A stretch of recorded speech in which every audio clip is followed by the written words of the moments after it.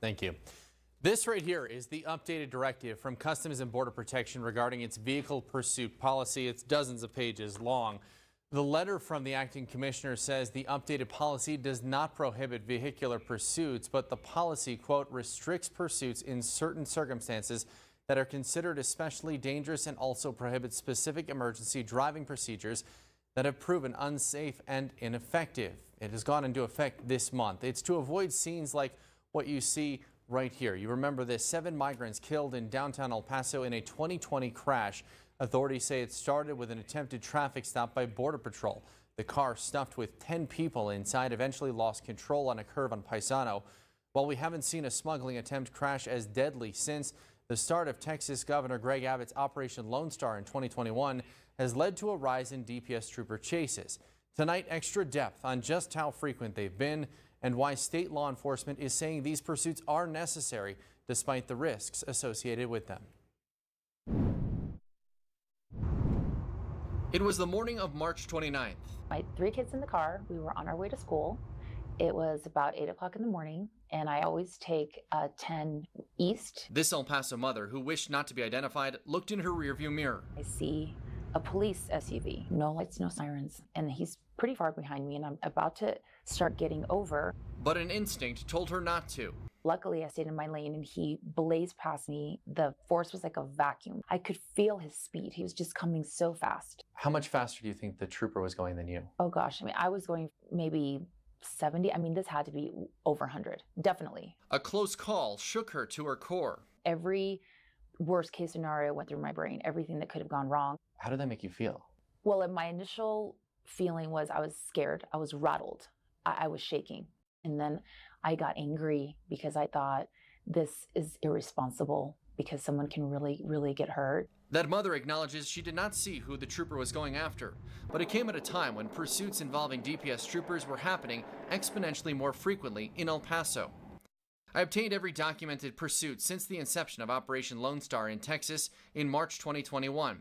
There have been 184 in El Paso County through April 25th of this year. That's only an average of about 7 per month over the course of those 25 months. But take a look at this. 116 of those pursuits occurred since January 9th of this year, meaning 63% of the total pursuits in El Paso happened in less than 4 months. Over that span, we've seen several close calls.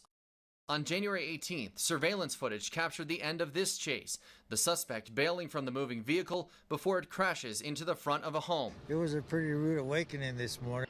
On March 24th, a chase ended in a crash at a busy intersection on Mesa Street, resulting in significant damage to a light pole and vehicles. That same day, this one resulted in a death. Aerial video obtained by ABC7 showing the moment 2 men jumped from an I-10 overpass after bailing from the vehicle, one of them falling to their death, the other seriously injured. Then on April 6th, suspected migrants and a smuggler bailed from this vehicle before it burst into flames and exploded. The very next morning, on April 7th, a pursuit ended in a crash, including a bystander's vehicle, ending along a bike path on a weekday morning in a residential area. My wife and I walk along this area all the time, and we were just talking about taking a walk this morning when we got up, and we thought, you know, it's pretty dangerous when these high-speed pursuits are happening in neighborhoods like this. Despite the dangers, DPS Regional Director Jose Sanchez said recently on ABC7 Extra, these pursuits are necessary. If we were to lay off of pursuits completely, the message would be it's okay to come and drive across into our state, into our country, reap havoc, cause chaos, because here's the thing, that if they're pursuing from us, what respect do they have for the law? What respect do they have for our state, for our country, and much less our citizens? The DPS pursuit policy, which I obtained through an open records request, states in part, quote, the decision of when to abandon pursuit can only be made by the officer involved. Going on to say it should be terminated, quote, when it becomes evident that continued pursuit will bring about unwarranted danger to the public or to the officer. And while it's crashes that get the headlines, there is evidence of troopers calling off pursuits. In the data I obtained through an open records request, 19 of the 116 pursuits this calendar year through late April, or about 16%, were categorized as voluntary termination by law enforcement. But that means about 4 out of 5 DPS pursuits this calendar year aren't called off, meaning they end in either crashes, surrenders, apprehensions, or escapes. That leaves this El Paso mother still worrying about her close call. I don't feel safe driving on the freeway. I really don't. And I do not feel safe as long as I know that this is going on in El Paso. It's so irresponsible to put the citizens at risk for such a catastrophic accident. They could really hurt an entire family.